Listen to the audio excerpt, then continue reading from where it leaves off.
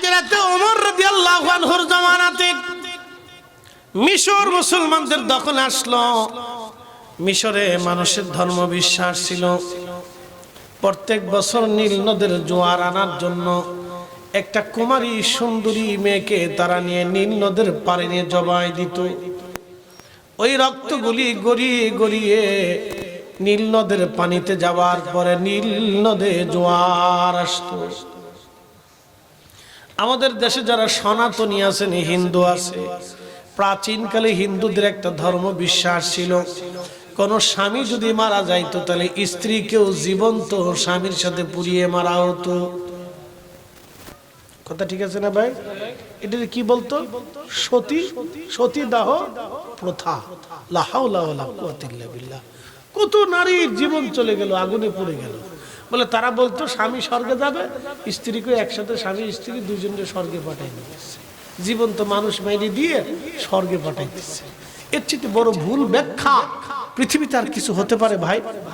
একবারে কত বড় ভ্রান্ত বিশ্বাস, একবারে নিকৃষ্ট একটা ভ্রান্ত বিশ্বাস জন্ম দিয়ে কত জীবন্ত মানুষকে আগুনে পুড়িয়ে মারছে, তার হিসাব নাই।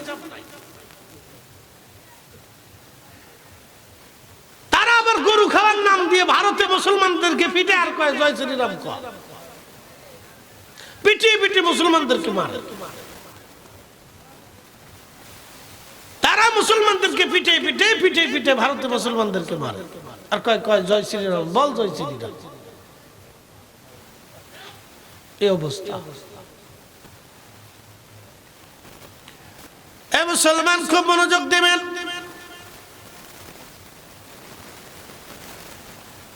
তো মিশরের প্রাচীন ধর্ম বিশ্বাসে কত নারীর জীবন চলে গেল, তার হিসাব নাই। মুসলমান মিশর দখল করেছে।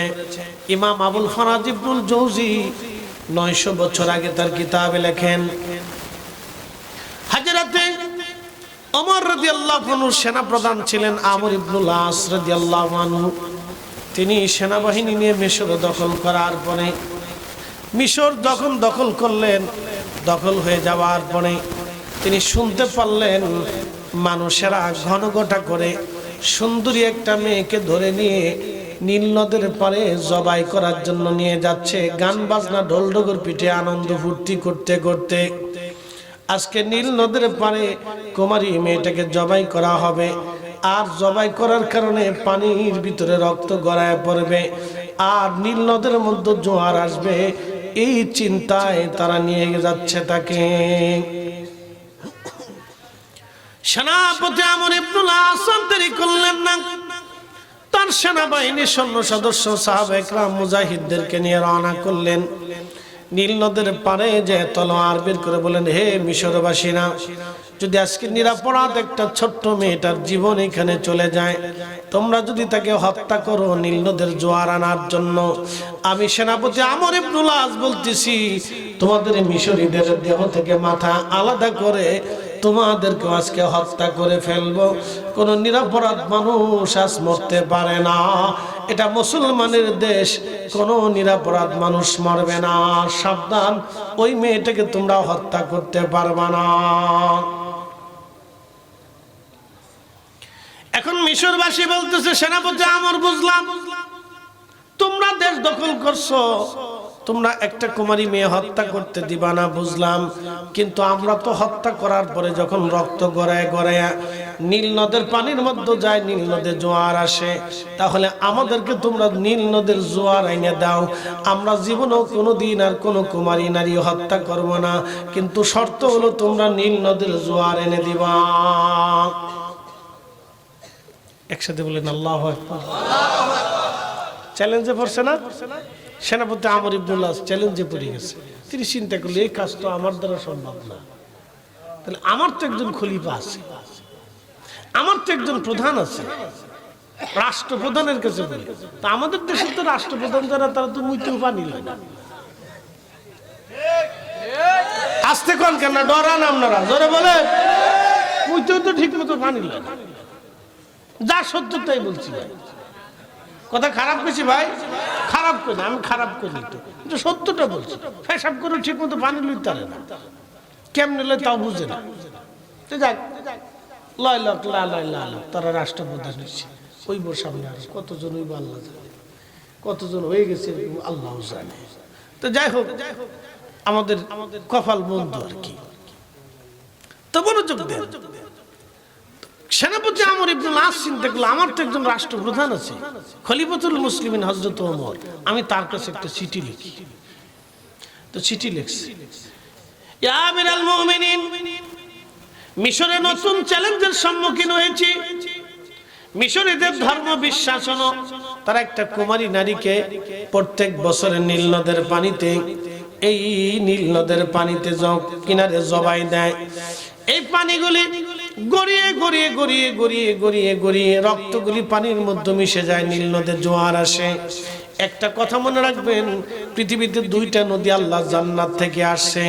একটা নদী নীল নদী, আর একটা নদীর নাম ফোরাত নদী। দুইটা নদী খোদার জান্নাত থেকে সরাসরি আইছে। একবার জোরে বলা যাবে কে মারহাবা।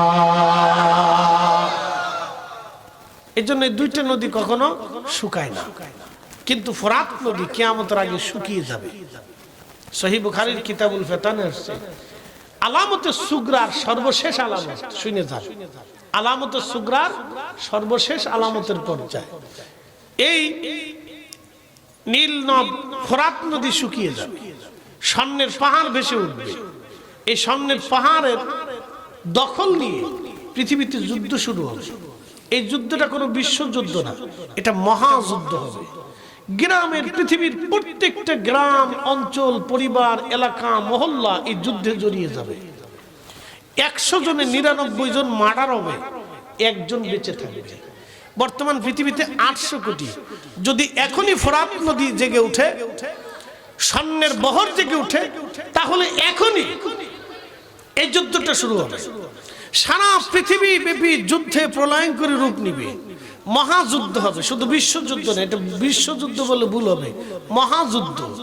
প্রত্যেকটা গ্রাম, ওয়ার্ড, এলাকা, পাড়া, মহল্লা, পরিবার, বাড়ি যুদ্ধে জড়িয়ে যাবে। এই যুদ্ধে এত ভয়ানক হবে, 100 জনে 99 জন মারা যাবে, একজন বেঁচে থাকবে।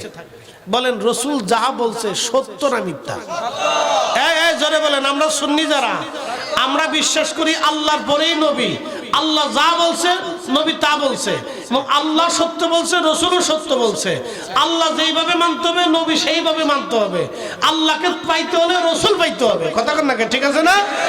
আমরা সুন্নিদের বিশ্বাস কি, আল্লাহ পাইতে হলে আগে নবী পাইতে হবে, কথা ঠিক আছে না ভাই? কথা ক্লিয়ার না ভেজাল আছে? আল্লাহ পাইতে হলে আগে কাকে পাইতে হবে? নবী পাইতে হবে। রসুল যা বলছে তাই হবে, কি কথা কন না কেন? হবে নি? রসুল যা বলছে তাই হবে, ডাইন বাম কিচ্ছু হবে না। পৃথিবীতে কিয়ামত হবে, কিয়ামতের আগে পৃথিবীতে বহু ঘটনা ঘটবে। 85টা আলামত আল্লাহ রসুল বলছেন, কোন হাদিসে 75টা আসছে। একটা আলামত আপনাদেরকে আজকে বলে দিয়ে যাই। আল্লাহ নবী বলছেন, আমার উম্মত, আমার উম্মতের ভিতরে যারা রাখালগিরি করত আরবে, আমার আরবের ভিতরে যারা রাখাল ছিল, উট, দুম্বা, ছাগল, ভেড়া চড়াইতো, তারা একসময় এই আরবে বড় বড় অট্টালিকা, প্রাসাদ তৈরি করার জন্য প্রতিযোগিতা করবে। আজকে কিন্তু আরবে ওটা হয়ে গেছে।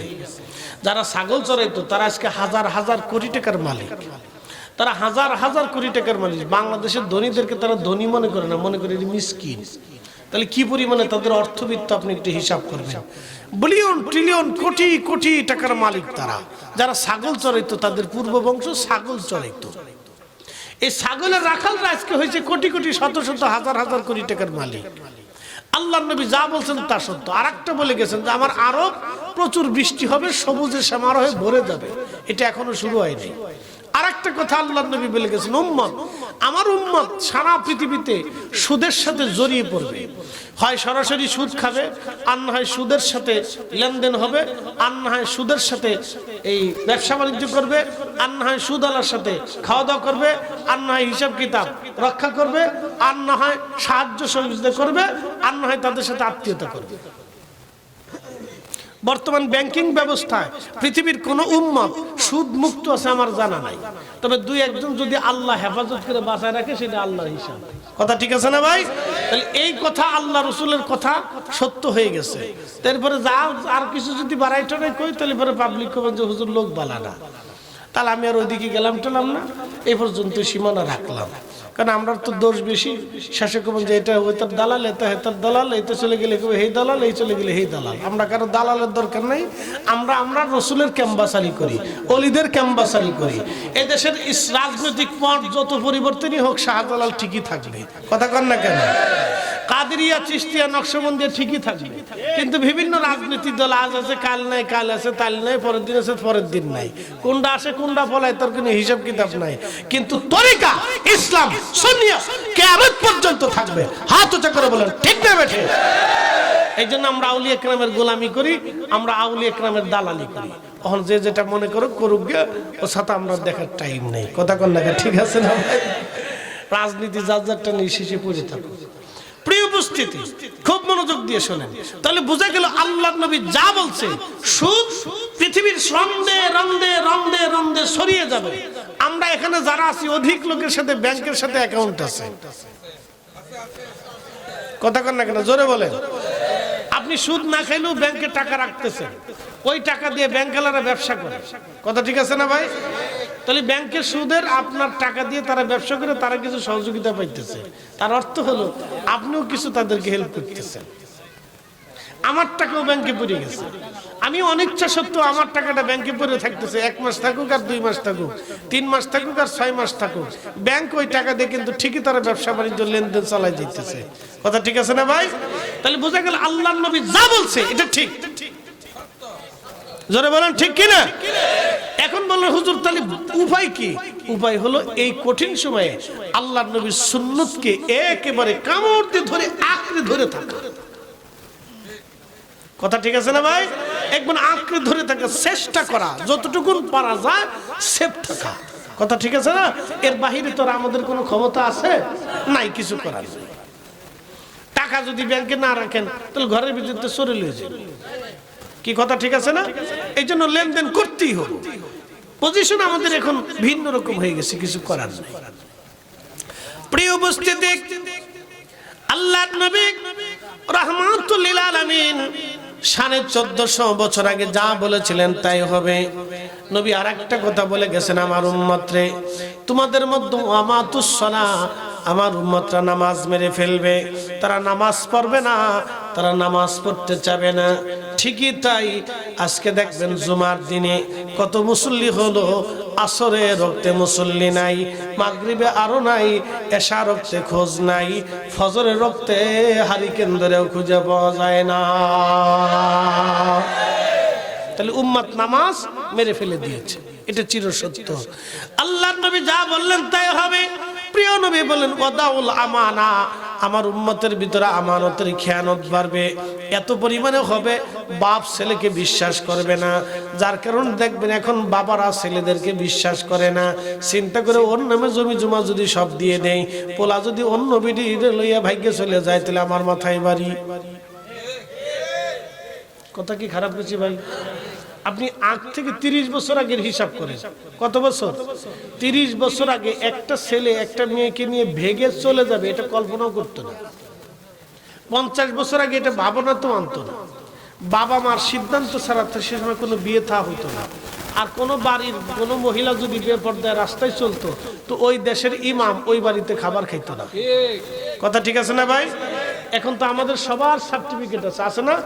কারো এই মুফতি পাস, কারো মুফাসসির পাস, কারো আদব পাস, কারো হাদিস পাস, এই কেউ বিভিন্ন জায়গা থেকে অমুক সার্টিফিকেট, আবার কেউ অনার্সে, কেউ মাস্টার্সে, আবার কেউ কারিয়ারাতে, আবার কেউ ওই বিভিন্ন সেকশন থেকে আমরা বিভিন্ন ধরনের সার্টিফিকেট আনি। আইনে আমরা 4-5টা বুট টুট করে একবারে সার্টিফিকেট দিয়ে একটা নথিপত্র করে থুয়ে দিচ্ছি, বাস বিরাট কিছু অর্জন করছি। কিন্তু আগের যুগের ইমাম আলেম যারা ছিল তাদের একটা সার্টিফিকেট ছিল, সেটা হলো তাকওয়ার সার্টিফিকেট, ইখলাসের সার্টিফিকেট ছিল তাদের। আমাদের মতো এত সার্টিফিকেট ছিল না, কিন্তু সার্টিফিকেট একটা ছিল। পানির মধ্যে ফু দিলে পানি ওষুধ হয়ে গেছে। কি কথা খারাপ কইছি ভাই? প্রিয় উপস্থিতি, আমি কোরআন শরীফের সূরা বাকারার একবারে প্রথম থেকে কয়েকটা আয়াত আপনাদের সামনে উপস্থাপন করছি।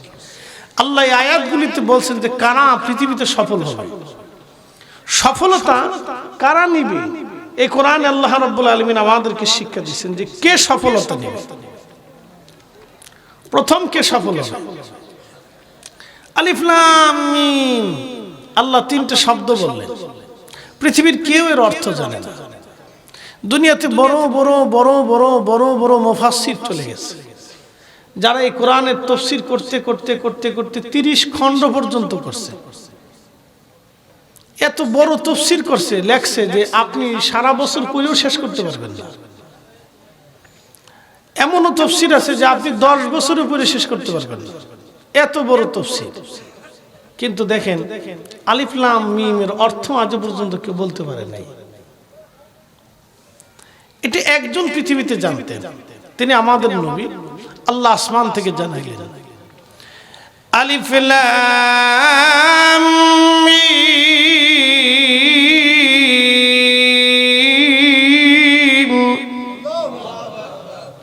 জিবরাইল ওহী নিয়ে আসছেন, নবীজির কালবে ঢেলে দিলেন। রাসূল জানেন, আল্লাহ বলছেন, রাসূল জেনে ফেলছেন। এগুলি হচ্ছে আল্লাহ এবং তার রাসূলের সাথে গোপন পাসওয়ার্ড। সেনাবাহিনীতে যারা চাকরি করেন, যুদ্ধক্ষেত্রে একটা পাসওয়ার্ড থাকে। রানিং যুদ্ধ চলতেছে, বাংলাদেশের সেনাবহরের ভিতরে এখানে 5000 সৈন্য আছে। এই 5000-এর ভিতরে গোপনে পাসওয়ার্ড জানানো হবে। ওই সীমানার ভিতরে বাহির থেকে কেউ ঢুকতে চাইলে পাসওয়ার্ড বলতে হবে, অথবা সেনাদের ভিতরে কেউ যদি বাহিরে চলে যায়, ভিতরে আসতে চায়, তাহলে তাকে পাসওয়ার্ড বলতে হবে। তাও 10 সেকেন্ডের মধ্যে বলতে হবে, না বললে ফায়ার হবে, শেষ। গোপন পাসওয়ার্ড, এটা সেনা সদস্য ছাড়া, যুদ্ধক্ষেত্র ছাড়া আর কেউ জানবে না। তো আল্লাহর সাথে তার রাসূলের একটা গোপন সম্পর্ক আছে, গোপন পাসওয়ার্ড আছে। আল্লাহ কি বললেন জিবরাইলও জানবে না, শুধুমাত্র রাসূল জানবে। একসাথে বলবেন আল্লাহু আকবার, আরো জোরে, আরো জোরে। ওই নবী যারা বুঝে না, চিনে না, তারা পৃথিবীর সবচেয়ে বড় বোকা, তারা শিক্ষিত বোকা। কথা কর না কেন, ঠিক আছে না ভাই? সে এখন আল আজহার বিশ্ববিদ্যালয়ের চ্যান্সেলরও হতে পারে, ভাইস চ্যান্সেলর হতে পারে, ও ছাতা দেখার সময় আমাদের নাই। কথা ঠিক আছে না ভাই? মদিনা ইউনিভার্সিটি থেকে ফারেক হয়ে আসছেন, আমার নাম লাগাই দিয়েছেন মাদানী। ও মাদানী ডুপ্লিকেট, অরিজিনাল, ডুপ্লিকেট, এগুলো আমাদের দেখার সময় নাই। কথা ঠিক আছে না ভাই? আমরা রাসূল চিনি। কি চিনি? আমি নবী দিয়ে আলেম চিনি, নবী ছাড়া আলেম চিনি না। ঠিক আছে না ভাই? আপনারা আমাকে চিনছেন রাসূল দিয়ে। আমি যদি ভিন্ন মতের হতাম, জীবনে এখানে দাওয়াত করতাম, চেহারাও দেখতেন না। তাহলে আমরা এখানে একসাথে হয়েছি রাসূলের কারণে। কথা ঠিক আছে না ভাই? নবী দেখা, কি দেখা? রাসূল দেখা আমরা এখানে একত্রিত হয়েছি। না এখানে হিন্দুরা আসছে না, বৌদ্ধরা আসছে না, খ্রিস্টানরা আসছে না, নাসারা, শিখ, জৈন, তো তারা আসে না কেন? তাদের তো প্রথম কাতারে বসা উচিত ছিল, তা আসে না কেন? তাদের সাথে আমাদের মতের মিল নাই। কথা ঠিক আছে না? তারাও যে মানুষ, আমরাও সে মানুষ। এই মতের মিল না থাকার কারণে তারা আমাদের এই ধর্মীয় অনুষ্ঠানে আসে না, আমাদের নামাজের কাতারে কিন্তু তারা দাঁড়ায় না, আর তাদের এই পূজার ওইখানে যে আমরা সেজদাও দেই না। কথা ঠিক আছে না? কিছু 12টা পোলাপান আছে, ওরা চারপাশ দিয়ে ঘুর ঘুর করে লারুল লেগে ঘুরে। কি কথা খারাপ বেশি ভাই? কে লেগে ঘুরে? লারুল, লারুল, ওরা লারু খাইবো, লারুল লেগে ঘুরে, লারুল লেগে ঘুরে। তো ওরা এই 12টা পোলাপান চারপাশ দিয়ে লারুল লেগে ঘুরে, বাঁশি টাসি বাজে, ফুফা দেয়, এটা করে, ঠিক আছে। কিন্তু ভিতরে যাইয়া কোনো সময় সেজদা দেয় না, কিন্তু ঘুরে লারুল লেগে, কিন্তু সেজদা দেয় না। তো আমাদের দেশে হিন্দু যারা আছে, তারা আমাদের মাহফিল টাফিল আসে, দু এক কোনাকাঞ্চিতে শুনে টুনে রেটে চলে যায়। তারাও আমরা এখানেও আসে লারুল লেগে, বুঝতে পারছেন না? এর পোলাপনও লারুল লেগে যায়, এই পোলাপন এদিকে আসে লারুল লেগে, লারুল। তো মনোযোগ দেন, কারণ কি? মতের মিল নেই। তারা বলে আমাদের এই বিদ্যার দেবতা আলাদা, ফানির দেবতা আলাদা, বৃষ্টির দেবতা আলাদা, আলোর দেবতা আলাদা, কল্যাণের দেবতা আলাদা, সাপের দেবতা আলাদা, দুধের দেবতা আলাদা। এই জন্য গরুরে মা কয়, তাদের বিশ্বাস। তারা এরকম বহু দেবতায়, বহু খোদায় বিশ্বাসী। আপনি যদি মহারাষ্ট্রে যা জিজ্ঞেস করেন তোমার বড় দেবতাকে, তো এক নাম বলবে। আপনি যদি ওই দিল্লিতে এসে বলেন তোমার বড় ভগবানকে, তো আর এক নাম বলবে। আপনি যদি অন্ধ্রপ্রদেশে যা বলেন তোমার বড় ভগবানকে, হিন্দুকে, তাহলে আর এক ভগবানের নাম বলবে। আপনি যদি ওই কলকাতা এসে জিজ্ঞেস করেন তোমার বড় ভগবানকে, বলে মা দুর্গা। আপনি যদি ওই নেপালে চলে যায় বলেন হিন্দু তোমার বড় ভগবানকে, বলে আমার বড় ভগবানের নাম কৃষ্ণা। এরকম প্রত্যেক প্রদেশে প্রদেশে এক একজন বড় ভগবান আছে। আমাদের সবাইকে যদি এক বাক্যে জিজ্ঞেস করেন তোমার রবকে, তা আমরা সবাই বলে দেবো আল্লাহ। কথা ঠিক আছে না ভাই? আমাদের আর কোনো বড় ছোট মাইজে সাইজে নোয়া টোয়া এগুলো কিচ্ছু নেই, আমরা একজনই। কথা কন না, ঠিক আছে না? কয়জন? একসাথে বলুন কয়জন? একজন। আল্লাহু আকবার। আমাদের একজন। কথা ঠিক আছে না? কখনো তোমাকে যদি ভুলি, হেদায়েতের আলো জেলে নিয় কাছে তুলি, ঠাই দিও প্রিয়তম অগমহিয়ান, তুমি রহমান তুমি মেহেরবান, অন্ধ গাহে না শুধু তোমারি গুণগান, বুঝেও বুঝে না তবু শান, তুমি রহমান তুমি মেহেরবান। রব একজন, যদি বলেন রব। সারা পৃথিবীর সব জ্ঞান বিজ্ঞান এক জায়গা হলে আল্লাহর দু একটা চোখের মতো কি চোখ বানাইতে পারবে? জিহ্বা, কান, নাক সম্ভব? তাহলে আল্লাহর কাছে সব অসহায়। কথা ঠিক আছে না? আমেরিকা আগুন কি আমরা লাগাইছি? আমেরিকানরা লাগাইছে। তো কে লাগাইল? আল্লাহ লাগাইছে না? দেখেন হাজার হাজার হেক্টর জমি টমি বন টন বাড়ি গাড়ি সব পুড়ে পুড়ে শেষ হয়ে যেতেছে, এত চেষ্টা করে নিবাইতে পারতেছে না। আল্লাহ বুঝাই দিল, হাতে দিয়ে কানে ধরে আল্লাহ বুঝাই দিছে, তোমরা যতই পারাপারি করো আমার একটু আগুন নিবাইতে হারো না। কি কথা কান না? তোমরা এখানে বোমা ফোটাইবা, এখানে আগুন ধরাইবা, এখানে ফুরাইবা, এটা করবা সেটা করবা, আল্লাহ একটু আগুন ধরাই গেলে আগুন নিবা কদ্দুর ফারুস নিবা। এই আগুন যদি বাংলাদেশে ধরতে তাহলে কি হইতো? আল্লাহু আকবার। আমেরিকা ধরাই দিছে। জানেন ওরা যত পরিমাণ গাজাতে বোমা ফেলছে তত পরিমাণ জায়গা আল্লাহ আগুন দিয়ে ওদেরকে পুরাই দিচ্ছে। একসাথে বলবেন আল্লাহু আকবার। তাহলে কি বোঝা গেল? দোয়া কি কবুল হয়নি? মজলুমের দোয়া মঞ্জুর হয়নি? কান্না কবুল হয় কিনা? আল্লাহ আছে কিনা? শ্রেষ্ঠ শক্তিবান আছে কিনা? তো যারা আগুনের পূজা করে ওগারে গঞ্জ তোরা আবার আগুনের সামনে যে পূজা দে, কি কথা খারাপ কইছি? যারা আগুন পূজা করে মাজুসি ধর্মের, ওদেরকে এখন বলা উচিত ভাই বহু আগুন ধরছে, তোরা এবার আগুনের সামনে যে সেজদা টেজদা জব্দুর ফারিস দিয়ে পূজা টুজা কর, তোরা সব আমেরিকা চলে যা, পূজা দে, দেখা পূজা দিয়ে আগুন নিবে তারস কিনা, পারস কিনা দেখ চেষ্টা করিয়া। বাইজিদ বোস্তামির বাড়ির পাশে এক আগুনের পূজারি ছিল, তার নাম ছিল শামাউল। 40 বছর ধরে আগুনের পূজা করতেছে, খালি আগুনরে সেজদা দেয়, আগুনরে ভগবান কয়, খোদা কয়, এটা কয় সেটা কয়, আগুনই সব করে, আগুনই সব দেয়, হায়াত দিছে আগুন, মৌত দিয়ে আগুন, এটা করে আগুন, সবই বলে আগুনই করে। তো বাইজিদ বোস্তামি চিন্তা করলো লোকটা তো মৃত্যুর আগে নাফরমান হয়ে মারা যাবে, তো জীবনের শেষবার তার একটু দাওয়াত দিয়ে আসি। তো মুমূর্ষু অবস্থায় তার কাছে যে বলল, শামাউন সারাটা জীবন তো তুমি কুফরির উপরে রইলা, তা তুমি কালেমা পড়ো, জীবনের শেষ সময় আল্লাহকে বিশ্বাস করে দাও। তো শামউন কয়, বাইজিদ তোমার ধর্ম সত্য, প্রমাণ কি? তোমারটা যে ধর্ম সত্য তার প্রমাণ কি? বুঝবো কেমনি এটা সত্য? তো বাইজিদ কয়, কি সত্য প্রমাণ চাও? তুমি কি দিতে পারবা?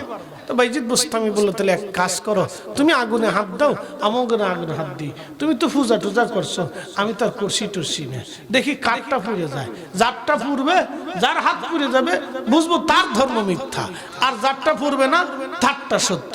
তখন শামউন কয়, কথা ঠিক আছে। শামউনের চিন্তা হলো 40 বছরকে 40,000 বছর পূজা দিল তো আগুন আমার খাতির করতো না। আগুনের ধর্ম তো জ্বালায় পুরাই দেওয়া। এরকম পৃথিবীতে বহুজন এইভাবে প্রমাণ চাইছে যে তোমাদের ধর্ম সত্য, তার প্রমাণটা কি? দেখেন বাইজিদ বোস্তামি দিয়ে শুরু করলাম, তো বাইজিদ বোস্তামি বলতেছে তুমি আগুনে হাত দাও।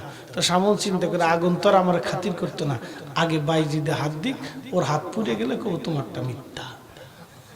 মরার সময় সিটারি করতেছে, শয়তানে হাসে কয় বাপ তো আমার সিটও সিটে। তো মরার সময় সে সিটারি ধান্দা করছে, বুঝতে পারছেন? তো বাইজিদ বোস্তামি তো তার চালাকি বুঝছে। অলি তো অলি, অলি কার বন্ধু? একসাথে বলেন, আমরা অলিদেরকে ভালোবাসি কিনা? আমাদের দেশে অনেকে নেইমারে ভালোবাসে, হাতে যেমনি চুল রাহে পোলাপানি এমনি রাহে। মেসিরে ভালোবাসে, হাতে যেমনি কাটিং কুটিং দেয় পোলাপানি এমনি কাটিং দেয়। আল্লাহ রাসূল বলেছেন আল মারু মা মান আহাব্বা, দুনিয়াতে তুমি যারা ভালোবাসবা তার সাথে তুমি হাসন নাসর তোমার হয়ে যাইব। এই জন্য আমরা সুন্নিদের কপাল বালা, আমরা ওলিদেরকে ভালোবাসি। হাত উঁচা করে বলেন ঠিক কিনা? আমাদের বুলন্দ নসিব। আর অনেকে বুঝে বুঝুক, না বুঝে না বুঝুক, মানে মানুক না মানে না মানুক, আমাদের বুলন্দ নসিব, আমরা ওলিদেরকে ভালোবাসি। সারা দুনিয়ার যত ওলি আছে আমরা তাদের পক্ষে আছি, ভালোবাসি। কথা ঠিক আছে না ভাই? ভালোবাসতেই থাকবে। তো একজন না একজনের সাথে তো কিয়ামতে দেখা হবে। আমরা 4 তরিকা ভালোবাসি না? দোয়ার সময় কি 4 জনের নাম বলি না? বলি না? আল্লাহ সব ওলিদের খেদমতে হাদিয়া পৌঁছাও। বাংলাদেশের কয় মাহফিল, সুন্নি মাহফিল ছাড়া অন্য মাহফিলে ওলিদের নামে দোয়া হয় দেখছেন আপনারা? কোনরকম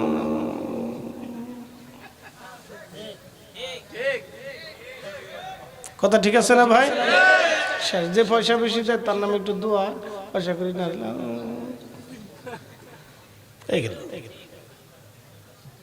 শেষ। আমরা তো আউলিয়া কেরামের জন্য দোয়া করি, আলেমদের জন্য দোয়া করি, পীর মাশায়েখদের জন্য দোয়া করি। কথা ঠিক আছে না ভাই?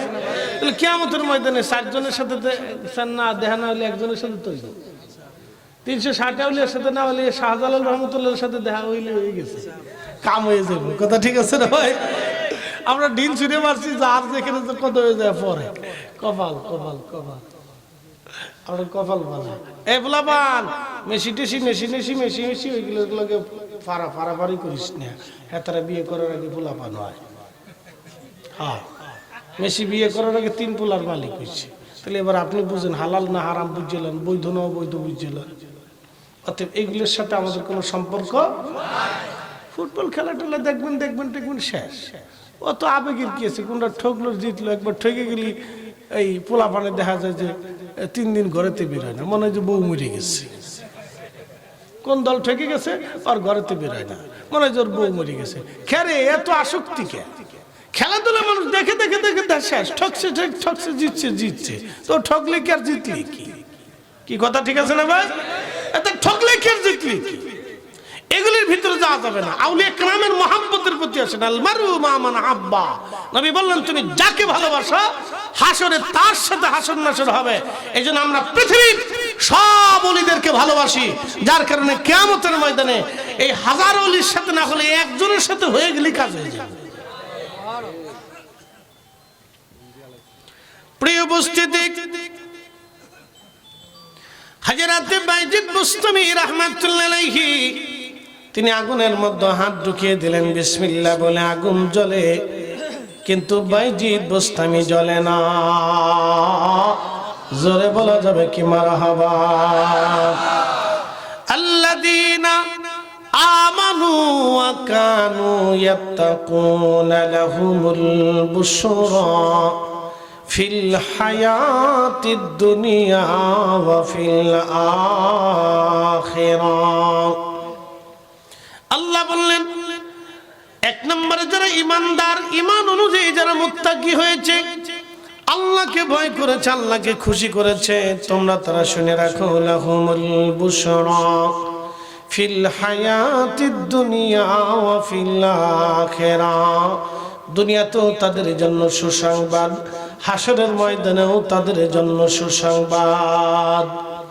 প্রিয় উপস্থিতি, খুব মনোযোগের সাথে কথাগুলি শুনবেন। যুগে যুগে মিথ্যা যারা ছিল, মিথ্যা ধর্মের উপরে যারা প্রতিষ্ঠিত ছিল, সব সময় তারা এরকম সত্যের কাছে প্রমাণ চেয়েছে। সেই দিন সামন বলল বাইজিদ প্রমাণ সাবমিট করো, তোমার রব আল্লাহ আছে। বাইজিদ বুস্তামি হাত ঢুকাই দিলেন, আগুন জ্বলে। কিন্তু বাইজিদ বোস্তামি জ্বলে না। হযরত বাইজিদ বোস্তামি হাত বের করে নিয়ে এসে বললেন, শামউন এবার তুমি আগুনের মধ্যে হাত দাও। শামউন বলল, বাইজিদ 40,000 বছরও যদি আগুনের সেজদা দিই আগুন আমাকে খাতির করবে না। বাইজিদ বোস্তামি বলো, তুমি কি করে আগুনকে খুশি করলা, রাজি করলা? বাইজিদ বোস্তামি ডাক দে বলে, শামউন আমি আগুনকে খুশি করি নাই, আমি আগুনের স্রষ্টা যিনি আমার রব আমার আল্লাহ, আমি তাকে খুশি করার কারণে এই আগুন আমার আল্লাহ বাধ্য করে দিয়েছে। একবার জোরে বলা যাবে কি মারহাবা। আল্লামা ডক্টর ইকবাল কত চমৎকার তিনি শেরের মাধ্যমে বুঝাইলেন, কে ওয়াফা তূনে মোহাম্মদ সে তু হম তেরে হে এ যা চিজ হি কিয়া লৌহ কলম তেরে হে।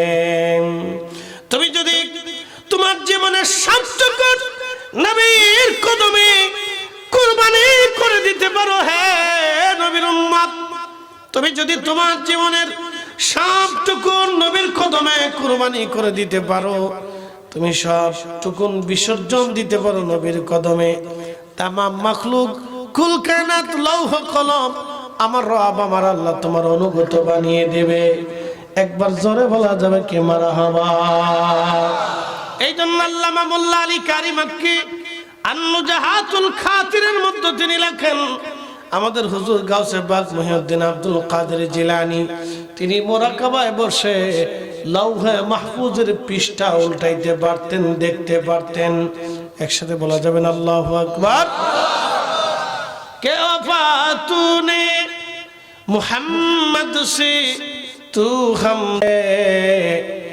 এ যা চিজ হি কিয়া লৌহ কলম তেরে হে লৌহ কলম তেরে হে।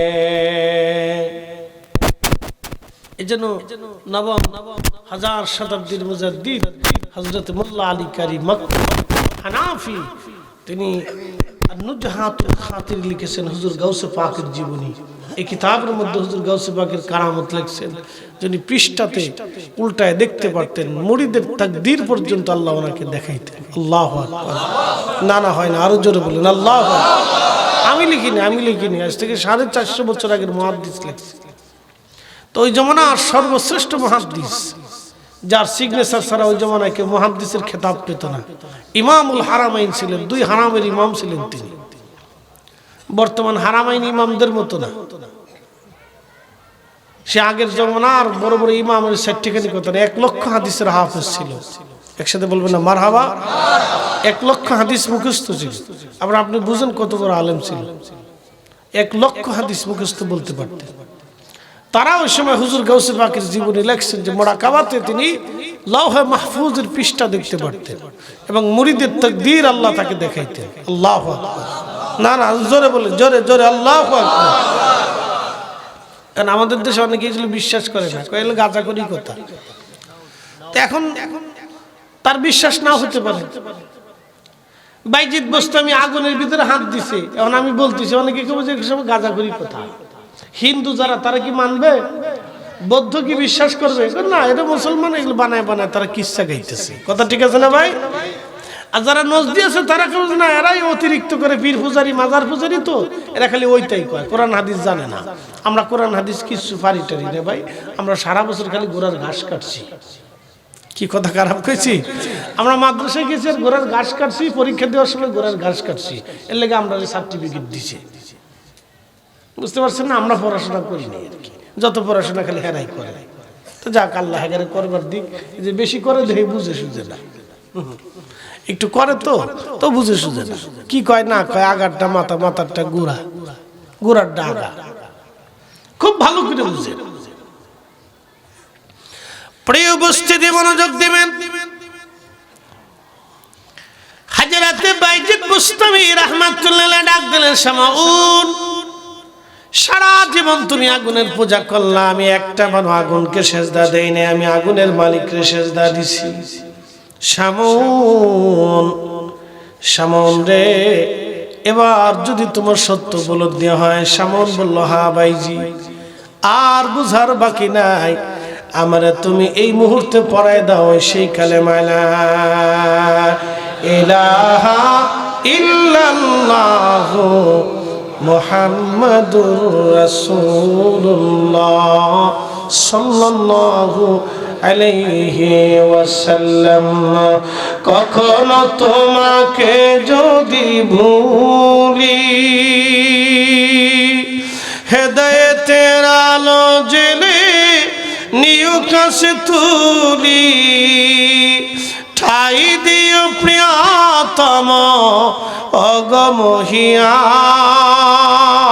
অগমহিয়ান, তুমি রহমান, তুমি মেহেরবান।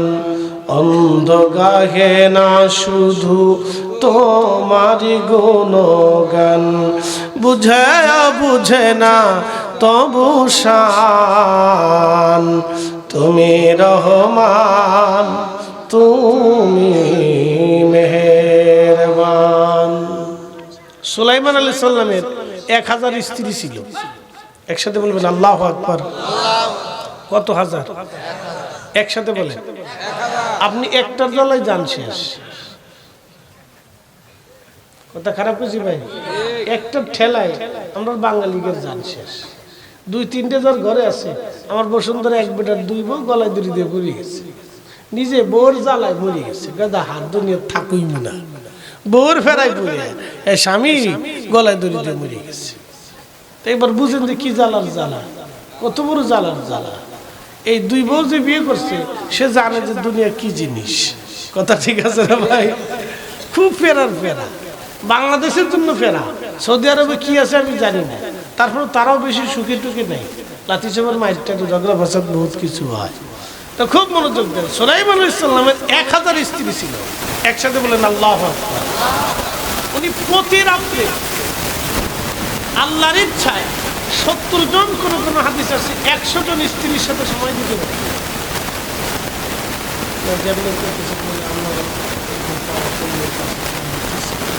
একসাথে বলেন আল্লাহু আকবার।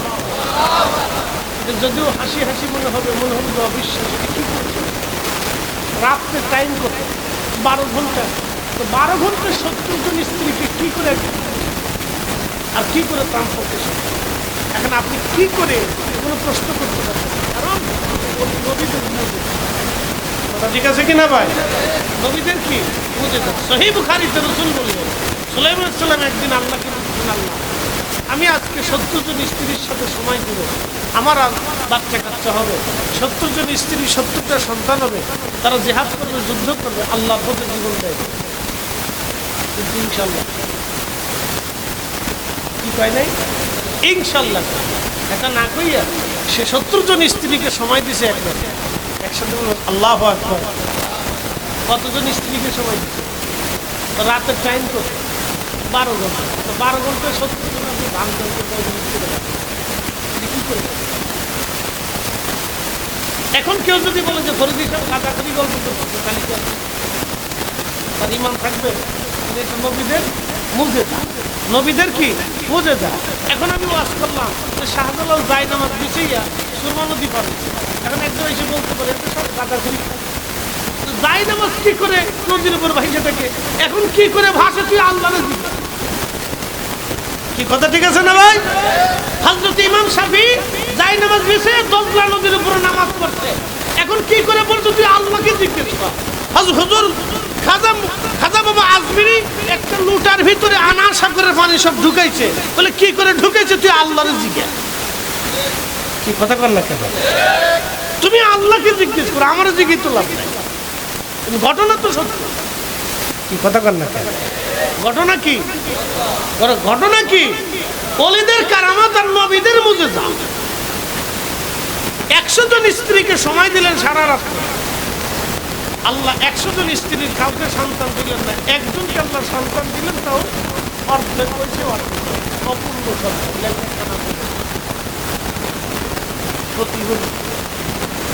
কি বলে নাই? ইনশাআল্লাহ। একটা শব্দ ইনশাআল্লাহ না বলার কারণে একটা হয়েছে তখন প্রিয় উপস্থিতি, এরকম ইসলামে কিছু কিছু আশ্চর্য বিষয় আছে যেগুলি বিজ্ঞান দিয়ে ব্যাখ্যা করা যায় না, শরীয়ত দিয়ে বোঝা যায় না। সুলাইমানের জন্য 100 স্ত্রীর সাথে রাত্রে কোনো বর্ণনাতে 70 জন, কোনো বর্ণনায় 90 জন, কোনো বর্ণনায় 100 জন। আমি 70 জনই বলব, 70 জনের জন্য তিনটাই সই। 70 জন দিচ্ছেন, 100 জন দিচ্ছেন, 90 জন। আমার কথা শোনা হচ্ছে 1000 স্ত্রী। এখন আমার প্রশ্ন, 1000 স্ত্রীর সাথে যদি সময় দিচ্ছে, একসাথে বলুন আল্লাহু আকবার, তাহলে 1000 স্ত্রীর সাথে যদি সময় দিয়ে থাকে তাহলে উনি কি পুরুষ ছিল চিন্তা করেন না? আপনি যদি জিজ্ঞেস করেন এটা কেমনে করে, কেমনে তো কোনো কথা হইতে পারে, তার জীবনের নবী কথা, ঠিক আছে না ভাই? তিনারা কি নবী? ইসলামে কিছু কিছু বিষয় আছে যেগুলি শরীয়তকে ব্যাখ্যা করা যায় না। এরা সব খালি শরীয়ত দিয়ে ব্যাখ্যা করতে চায়, বিজ্ঞান দিয়ে বুঝাইতে চায় না। সব বিজ্ঞান দিয়ে বুঝা যায়। যেমন আমি আপনাদেরকে একটা ঘটনা, একসাথে জোরে বলে আল্লাহ না হয় না, আরো জোরে ঘটনাটা শরীয়ত, জোরে জোরে, আরো জোরে, আরো জোরে, মাশাআল্লাহ। হ্যাঁ, আওয়াজ হচ্ছে। আমি একটু করে খাবার উদ্যোগ করবো, অনেক কিছু একটু খালি হইলে ওটা যত বেশি হয় খাবারের তত বেশি হয়। একটা কথা মনে রাখবেন, পেটে যত ক্ষুধা জিহ্বায় তত বেশি। আবার শুনুন, পেটে যত ক্ষুধা জিহ্বায় তত পেটে ক্ষুধা নাই, যত ক্ষুধা বেশি হবে জিহ্বায় তত স্বাদ বাড়বে। এই জন্য ক্ষুধা লাগায় খাবেন, যা খাবেন তাই মজা লাগবে, নাহলে খালি বউর সাথে খালি ঝগড়া করবেন। বুঝতে পারছেন? ক্ষুধা লাগায় খাবেন, তাহলে আর বউর সাথে জীবনেও কোনোদিন ঝগড়া হবে না। খালি কেউ না, কি সুন্দর জিনিস আনছো তুমি, বাপরে বাপ, তোমার হাতের ভিতরে মিষ্টি বাইদ্যে বাইদ্যে রয়েছে, ফান দিবেন, হেবে হেবেডিও বেশি খুশি। বেটিরা মানে শুনতেছে বাস না? হা। মহিলাদেরকে বলবো, স্বামীরে ক্ষুধা লাগায় তারপরে খাওয়াবেন, তাহলে আর জীবনে কোনোদিন ঝগড়া হইতো না। ক্ষুধা লাগায় খাওয়াবেন, বেশি বেশি কাজ করাবেন। কাজ না থাকলে কোদাল একটা ধরাই দেখুন তো জমি কুবাই আসো, যাও বাস। 2 ঘন্টা খানিক কুবাইলে ক্ষুধা লাগবে, যার এনে দিবেন তাই দেখবেন যে খাইয়ে ফেলতেছে, বাস খুব মজা লাগতেছে। ক্ষুধা যত বেশি জিহ্বায় তত স্বাদ বেশি। গোপন কথা বলে দিলাম, মনোযোগ দিয়ে শুনে যাবেন। হযরতে ওমর রাদিয়াল্লাহু আনহুর জামানাতে মিশর মুসলমানদের দখলে আসলো। মিশরে মানুষের ধর্ম বিশ্বাস ছিল, প্রত্যেক বছর নীল নদের জোয়ার আনার জন্য একটা কুমারী সুন্দরী মেয়েকে তারা নিয়ে নীল নদের পাড়ে নিয়ে জবাই দিত। ওই রক্তগুলি গড়িয়ে গড়িয়ে নীল নদের পানিতে যাওয়ার পরে নীল নদে জোয়ার আসতো। আমাদের দেশে যারা সনাতনী আছেন, হিন্দু আছে, প্রাচীনকালে হিন্দুদের একটা ধর্ম বিশ্বাস ছিল, কোন স্বামী যদি মারা যাইতো তাহলে স্ত্রীকেও জীবন্ত স্বামীর সাথে পুড়িয়ে মারা হতো। কথা ঠিক আছে না ভাই? এটা কি বলতো? সতীদাহ প্রথা। লা হাওলা ওয়ালা কুওয়াতা ইল্লা বিল্লাহ। কত নারীর জীবন চলে গেল, আগুনে পড়ে গেল। বলে তারা বলতো স্বামী স্বর্গে যাবে, স্ত্রীকে একসাথে, স্বামী স্ত্রী দুজনকে স্বর্গে পাঠাই দিতেছে, জীবন্ত মানুষ মাইরে দিয়ে স্বর্গে পাঠাইতেছে। এর চেয়ে বড় ভুল ব্যাখ্যা পৃথিবীতে আর কিছু হতে পারে ভাই? একবারে কত বড় ভ্রান্ত বিশ্বাস, একবারে নিকৃষ্ট একটা ভ্রান্ত বিশ্বাস জন্ম দিয়ে কত জীবন্ত মানুষকে আগুনে পুড়িয়ে মারছে, তার হিসাব নাই। তারা আবার গরু খাওয়ার নাম দিয়ে ভারতে মুসলমানদেরকে পিটে আর কয় জয় শ্রীরাম কয়, পিটিয়ে পিটিয়ে মুসলমানদেরকে মারে। তারা মুসলমানদেরকে পিটে পিটে পিটে পিটে ভারতে মুসলমানদেরকে মারে আর কয় কয় জয় শ্রীরাম, বল জয় শ্রীরাম। এই অবস্থা। এ মুসলমান খুব মনোযোগ দিবেন।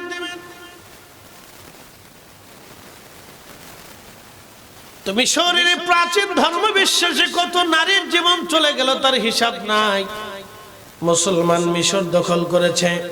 ইমাম আবুল ফারাজ ইবনুল জৌজি 900 বছর আগে তার কিতাবে লেখেন, হযরতে ওমর রাদিয়াল্লাহু আনহু সেনাপ্রধান ছিলেন আমর ইবনুল আস রাদিয়াল্লাহু আনহু। তিনি সেনাবাহিনী নিয়ে মিশর দখল করার পরে মিশর দখল করলেন। দখল হয়ে যাওয়ার পরে তিনি শুনতে পারলেন মানুষেরা ঘনঘটা করে সুন্দরী একটা মেয়েকে ধরে নিয়ে নীল নদের পারে জবাই করার জন্য নিয়ে যাচ্ছে, গান বাজনা ঢোলঢোল পিঠে আনন্দ ফুর্তি করতে করতে। আজকে নীল নদের পারে কুমারী মেয়েটাকে জবাই করা হবে, আর জবাই করার কারণে পানির ভিতরে রক্ত গড়ায় পড়বে, আর নীল নদের মধ্যে জোয়ার আসবে। এই চিন্তায় তারা নিয়ে যাচ্ছে তাকে। সেনাপতি আমর ইবনুল আস দেরি করলেন না, তার সেনাবাহিনীর সৈন্য সদস্য সাহাবা ইকরাম মুজাহিদদেরকে নিয়ে রওনা করলেন। নীল নদের পারে যে তলোয়ার বের করে বলেন, হে মিশরবাসীরা, যদি আজকে নিরাপরাধ একটা ছোট্ট মেয়েটার জীবন এখানে চলে যায়, তোমরা যদি তাকে হত্যা করো নীল নদের জোয়ার আনার জন্য, আমি সেনাপতি আমর ইবনুল আস বলতেছি তোমাদের মিশরীদের দেহ থেকে মাথা আলাদা করে তোমাদেরকে আজকে হত্যা করে ফেলবো। কোন নিরাপরাধ মানুষ আজ মরতে পারে না। এটা মুসলমানের দেশ, কোন নিরাপরাধ মানুষ মরবে না। সাবধান, ওই মেয়েটাকে তোমরা হত্যা করতে পারবে না। এখন মিশরবাসী বলতেছে, সেনাপতি আমর, বুঝলাম তোমরা দেশ দখল করছো, তোমরা একটা কুমারী মেয়ে হত্যা করতে দিবা না, বুঝলাম, কিন্তু আমরা তো হত্যা করার পরে যখন রক্ত গড়ায় গড়ায় নীল নদের পানির মধ্যে যায়, নীল নদে জোয়ার আসে, তাহলে আমাদেরকে তোমরা নীল নদের জোয়ার এনে দাও। আমরা জীবনেও কোনোদিন আর কোনো কুমারী নারী হত্যা করব না, কিন্তু শর্ত হলো তোমরা নীল নদের জোয়ার এনে দিবা। একসাথে বলেন আল্লাহু আকবার। চ্যালেঞ্জে পড়ছে না সেনাপতি আমর ইবনুল আস, চ্যালেঞ্জে পড়ে গেছে। তিনি চিন্তা করলেন, এই কাজ তো আমার দ্বারা সম্ভব না, তাহলে আমার তো একজন খলিফা আছে, আমার তো একজন প্রধান আছে, রাষ্ট্রপ্রধানের কাছে বলি। তা আমাদের দেশের তো রাষ্ট্রপ্রধান যারা, তারা তো মুইতেও পানি লয় না। আসতে কোন কেন ডরান আপনারা, জোরে বলে, মুইতেও তো ঠিক মতো পানি লয় না। যা সত্য তাই বলছি ভাই, কথা খারাপ করছি ভাই, খারাপ করি, আমি খারাপ করি তো সত্যটা বলছি। পেশাব করে ঠিক মতো পানি লইতে পারে না, কেমনে লয় তাও বুঝে না।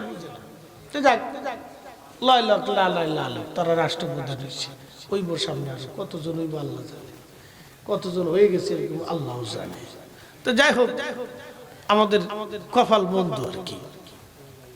তো মনোযোগ দেন।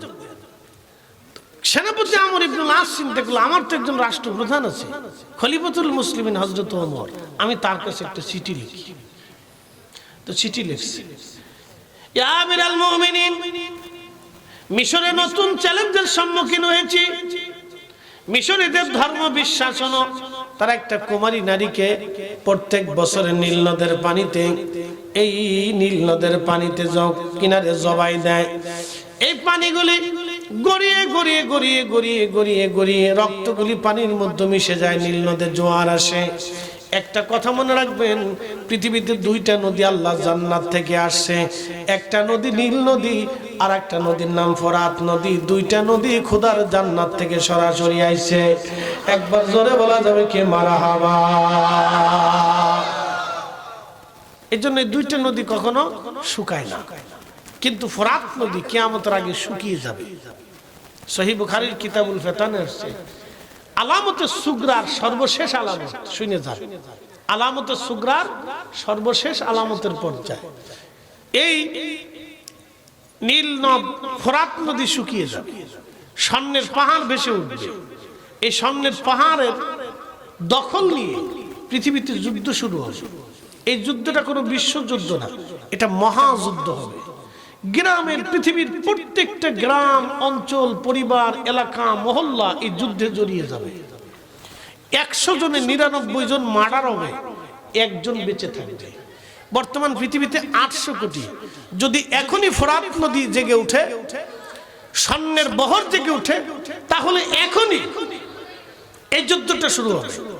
সারা পৃথিবী ব্যাপী যুদ্ধে প্রলয়ঙ্করী রূপ নিবে, মহাযুদ্ধ হবে। শুধু বিশ্বযুদ্ধ না, এটা বিশ্বযুদ্ধ বলে ভুল হবে, মহাযুদ্ধ। প্রত্যেকটা গ্রাম, ওয়ার্ড, এলাকা, পাড়া, মহল্লা, পরিবার, বাড়ি যুদ্ধে জড়িয়ে যাবে।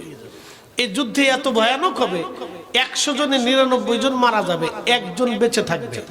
বলেন রসুল যাহা বলছে সত্য না মিথ্যা? জোরে বলেন। আমরা সুন্নি যারা, আমরা বিশ্বাস করি আল্লাহর পরেই নবী। আল্লাহ যা বলছে নবী তা বলছে, এবং আল্লাহ সত্য বলছে, রসুলও সত্য বলছে। আল্লাহ যেইভাবে মানতে হবে নবী সেইভাবে মানতে হবে। আল্লাহকে পাইতে হলে রসুল পাইতে হবে। কথা কন না, ঠিক আছে না? আমরা সুন্নিদের বিশ্বাস কি আল্লাহ পাইতে হলে আগে নবী পাইতে হবে। কথা ঠিক আছে না ভাই? কথা ক্লিয়ার না ভেজাল আছে? আল্লাহ পাইতে হলে আগে কাকে পাইতে হবে? নবী পাইতে হবে। রসুল যা বলছে তাই হবে। কি কথা কন না কেন? হবে নি? রসুল যা বলছে তাই হবে, ডাইন বাম কিছু হবে না। পৃথিবীতে কিয়ামত হবে, কিয়ামতের আগে পৃথিবীতে বহু ঘটনা ঘটবে। 85টা আলামত আল্লাহ রসুল বলছেন, কোন হাদিসে 75টা আসছে। একটা আলামত আপনাদেরকে আজকে বলে দিয়ে যাই। আল্লাহ নবী বলছেন, আমার উম্মত, আমার উম্মতের ভিতরে যারা রাখালগিরি করত আরবে, আমার আরবের ভিতরে যারা রাখাল ছিল, উট দুম্বা ছাগল ভেড়া চড়াইতো, তারা একসময় এই আরবে বড় বড় অট্টালিকা প্রাসাদ তৈরি করার জন্য প্রতিযোগিতা করবে। আজকে কিন্তু আরবে ওটা হয়ে গেছে। যারা ছাগল চড়াইতো তারা আজকে হাজার হাজার কোটি টাকার মালিক, তারা হাজার হাজার কোটি টাকার মালিক। বাংলাদেশের ধনীদেরকে তারা ধনী মনে করে না, মনে করে মিসকিন। তাহলে কি পরিমাণে তাদের অর্থবিত্ত আপনি একটু হিসাব করবেন। বিলিয়ন ট্রিলিয়ন কোটি কোটি টাকার মালিক তারা। যারা ছাগল চড়াইতো তাদের পূর্ব বংশ ছাগল চড়াইতো। এই ছাগলের রাখালরা আজকে হয়েছে কোটি কোটি শত শত হাজার হাজার কোটি টাকার মালিক। আল্লাহ নবী যা বলছেন তা সত্য। আরেকটা বলে গেছেন যে আমার আরব প্রচুর বৃষ্টি হবে, সবুজে শ্যামার হয়ে ভরে যাবে। এটা এখনো শুরু হয়নি। আরেকটা কথা আল্লাহ নবী বলে গেছেন, উম্মত, আমার উম্মত সারা পৃথিবীতে সুদের সাথে জড়িয়ে পড়বে। হয় সরাসরি সুদ খাবে, আর না হয় সুদের সাথে লেনদেন হবে, আর না হয় সুদের সাথে এই ব্যবসা বাণিজ্য করবে, আর না হয় সুদালার সাথে খাওয়া দাওয়া করবে, আর না হয় হিসাব কিতাব রক্ষা করবে, আর না হয় সাহায্য সহযোগিতা করবে, আর না হয় তাদের সাথে আত্মীয়তা করবে। বর্তমান ব্যাংকিং ব্যবস্থায় পৃথিবীর কোন উম্মত সুদ মুক্ত আছে আমার জানা নাই। তবে দুই একজন যদি আল্লাহ হেফাজত করে বাঁচায় রাখে, সেটা আল্লাহর হিসাব। কথা ঠিক আছে না ভাই? তাহলে এই কথা আল্লাহ রসুলের কথা সত্য হয়ে গেছে। তারপরে যা আর কিছু যদি বাড়াই টাড়াই কই, তাহলে পরে পাবলিক যে হুজুর লোক বালা না, তাহলে আমি আর ওইদিকে গেলাম টেলাম না, এই পর্যন্ত সীমানা রাখলাম। কারণ আমরা তো দোষ বেশি, শেষে কবেন যে এটা ওই তার দালাল, এটা হেতার দালাল, এইটা চলে গেলে হেই দালাল, এই চলে গেলে হেই দালাল। আমরা কারো দালালের দরকার নাই। আমরা রসুলের ক্যাম্বাসারি করি, অলিদের ক্যাম্বাসারি করি। এদেশের রাজনৈতিক পথ যত পরিবর্তনই হোক, শাহজালাল ঠিকই থাকবে। কথা কন না কেন? কাদেরিয়া, চিশতিয়া, নকশবন্দিয়া ঠিকই থাকবে। কিন্তু বিভিন্ন রাজনৈতিক দল আজ আছে কাল নাই, কাল আছে তাল নাই, পরের দিন আছে পরের দিন নাই, কোনটা আসে কোনটা পলায় তার কোনো হিসাব কিতাব নাই। কিন্তু তরিকা ইসলাম সুন্নিয়া কিয়ামত পর্যন্ত থাকবে। হাত উঁচা করে বলেন ঠিক না বেঠে? এই জন্য আমরা আউলিয়া কেরামের গোলামি করি, আমরা আউলিয়া কেরামের দালালি করি। এখন যে যেটা মনে করুক করুক গে, ও সাথে আমরা দেখার টাইম নেই। কথা কন না ঠিক আছে না? রাজনীতি যার যারটা নিয়ে শেষে পড়ে থাকুক। প্রিয় উপস্থিতি, খুব মনোযোগ দিয়ে শোনেন। তাহলে বোঝা গেল আল্লাহ নবী যা বলছে, সুদ পৃথিবীর রন্দে রন্দে রন্দে রন্দে ছড়িয়ে যাবে। আমরা এখানে যারা আছি অধিক লোকের সাথে ব্যাংকের সাথে অ্যাকাউন্ট আছে। কথা কন না কেন? জোরে বলেন। আপনি সুদ না খাইলেও ব্যাংকে টাকা রাখতেছেন, ওই টাকা দিয়ে ব্যাংকালারা ব্যবসা করে। কথা ঠিক আছে না ভাই? তাহলে ব্যাংকের সুদের আপনার টাকা দিয়ে তারা ব্যবসা করে, তারা কিছু সহযোগিতা পাইতেছে। তার অর্থ হলো আপনিও কিছু তাদেরকে হেল্প করতেছেন। আমার টাকাও ব্যাংকে পড়ে গেছে, আমি অনিচ্ছা সত্ত্বেও আমার টাকাটা ব্যাংকে পড়ে থাকতেছে। 1 মাস থাকুক আর 2 মাস থাকুক, 3 মাস থাকুক আর 6 মাস থাকুক, ব্যাংক ওই টাকা দিয়ে কিন্তু ঠিকই তারা ব্যবসা বাণিজ্য লেনদেন চালাই দিতেছে। কথা ঠিক আছে না ভাই? তাহলে বোঝা গেল আল্লাহর নবী যা বলছে এটা ঠিক। জোরে বলেন ঠিক কিনা? এখন বলেন হুজুর তাহলে উপায় কি? উপায় হলো এই কঠিন সময়ে আল্লাহর নবীর সুন্নতকে একেবারে কামড় দিয়ে ধরে আঁকড়ে ধরে থাকা। কথা ঠিক আছে না ভাই? একবার আঁকড়ে ধরে থাকা, চেষ্টা করা যতটুকু পারা যায় সেফ থাকা। কথা ঠিক আছে না? এর বাহিরে তো আমাদের কোনো ক্ষমতা আছে নাই, কিছু করার নাই। টাকা যদি ব্যাংকে না রাখেন তাহলে ঘরের ভিতরে তো চুরি হয়ে যাবে।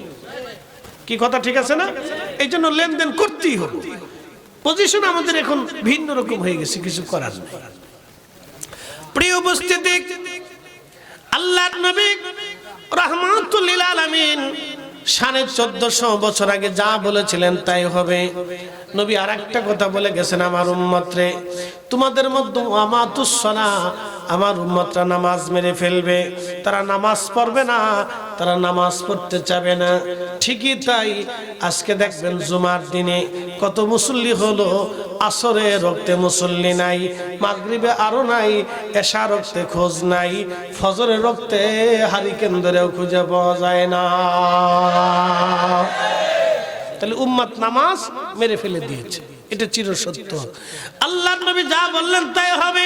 প্রিয় নবী বলেন ওয়াদাউল আমানা, আমার উম্মতের ভিতরে আমানতের খেয়ানত বাড়বে, এত পরিমাণে হবে বাপ ছেলেকে বিশ্বাস করবে না। যার কারণে দেখবেন এখন বাবারা ছেলেদেরকে বিশ্বাস করে না, চিন্তা করে ওর নামে জমি জমা যদি সব দিয়ে দেয়, পোলা যদি অন্য বিধি লইয়া ভাগ্যে চলে যায়, তাহলে আমার মাথায় বাড়ি। কথা কি খারাপ কিছু ভাই? আপনি আগ থেকে 30 বছর আগের হিসাব করেন, কত বছর? 30 বছর আগে একটা ছেলে একটা মেয়েকে নিয়ে ভেগে চলে যাবে, এটা কল্পনাও করতো না। 50 বছর আগে এটা ভাবনা তো আনতো না। বাবা মার সিদ্ধান্ত ছাড়া তো সে সময় কোনো বিয়ে থা হতো না। আর কোনো বাড়ির কোনো মহিলা যদি বেপর্দায় রাস্তায় চলতো, তো ওই দেশের ইমাম ওই বাড়িতে খাবার খাইতো না। কথা ঠিক আছে না ভাই? এখন তো আমাদের সবার সার্টিফিকেট আছে, আছে না? কারো এই মুফতি পাস, কারো মুফাসসির পাস, কারো আদব পাস, কারো হাদিস পাস, এই কেউ বিভিন্ন জায়গা থেকে অমুক সার্টিফিকেট, আবার কেউ অনার্সে, কেউ মাস্টার্সে, আবার কেউ কারিয়ারাতে, আবার কেউ ওই বিভিন্ন সেকশন থেকে আমরা বিভিন্ন ধরনের সার্টিফিকেট আনি। আইনে আমরা 4-5টা বুট টুর করে একবারে সার্টিফিকেট দিয়ে একটা নথিপত্র করে থুয়ে দিচ্ছি, বাস বিরাট কিছু অর্জন করছি। কিন্তু আগের যুগের ইমাম আলেম যারা ছিল তাদের একটা সার্টিফিকেট ছিল, সেটা হলো তাকওয়ার সার্টিফিকেট, ইখলাসের সার্টিফিকেট ছিল তাদের। আমাদের মতো এত সার্টিফিকেট ছিল না, কিন্তু সার্টিফিকেট একটা ছিল। পানির মধ্যে ফু দিলে পানি ওষুধ হয়ে গেছে। কি কথা খারাপ করছি ভাই? আমাকে সাইতে থেকে আর কি করবে? শেষ পর্যন্ত ঠেলতে ঠেলতে ঠেলতে রমজানে নিয়ে ঠেলে, রমজানে নিয়ে কেদ্দর দিয়ে পরে দেওয়া আর খোঁজ খবর নাই। এখন যারা ইমাম ঠগাইতেছেন, তারা ইমাম ঠগায় বেহেশতের আশা করিয়া চিন্তা করতেছেন মরার পরে 80টা হুর পাবো, হুর লইয়া জান্নাতের ভিতরে ঘোরাফেরা করবো। শয়তানে হাসা কয়, বাপরে বাপ, তুমি আমার সে তো বড় সিটার। ইমাম ঠকায় না। শোনেন, আপনাদের কাছে একটা কথা বলি, এটার দায়িত্ব কত বড় দায়িত্ব জানেন? আপনার নামাজকে সে কাঁধে নিয়ে আল্লাহর সামনে দাঁড়ায়। আপনার জীবনে সব বিক্রি করে দিয়ে তাকে দিয়ে দিলে হক আদায় হয় না। আপনার সালাতকে কাঁধে নিয়ে ইমাম আপনার সামনে দাঁড়ায়, আল্লাহর সামনে দাঁড়ায়। আল ইমামু জামিনুন, ইমাম হচ্ছে নামাজের জিম্মাদার। চারটি খালি কথা না, আপনি আপনার জীবনে সব টাকাও যদি দিয়ে দেন তো হক আদায় হবে না এক ওয়াক্ত নামাজের। অতএব যদি 100 টাকা বরাদ্দ থাকে 100 টাকা দিয়ে দিবেন। যদি 500 টাকা থাকে মসজিদ কমিটির পক্ষ থেকে, তো 500 টাকা মাস শেষ হলে দিয়ে দিবেন। আপনার এই ডিশের বিল চলে, কারেন্টের বিল চলে, ওই আমলা চলে, কামলা চলে, সেলেক্টটা চলে, মেয়েরটা চলে, সব চলে, বিড়ি চলে, পান চলে, চা চলে, খালি ইমাম চলে না। এগুলো তো এক ধরনের জুলুম, অন্যায়। কি কথা কন না কেন? এগুলো অন্যায়। খালি সুদ খাওয়া অন্যায়, এটা নাকি? এটাও অন্যায়। ইমাম ঠকাইতেছেন, এটাও অন্যায়। প্রিয় উপস্থিতি, কাজগুলি করবেন না ভাই আমার। আল্লাহ আমাদেরকে সম্পদ দিয়েছে, এগুলি রাইখি কবরে চলে যেতে হবে।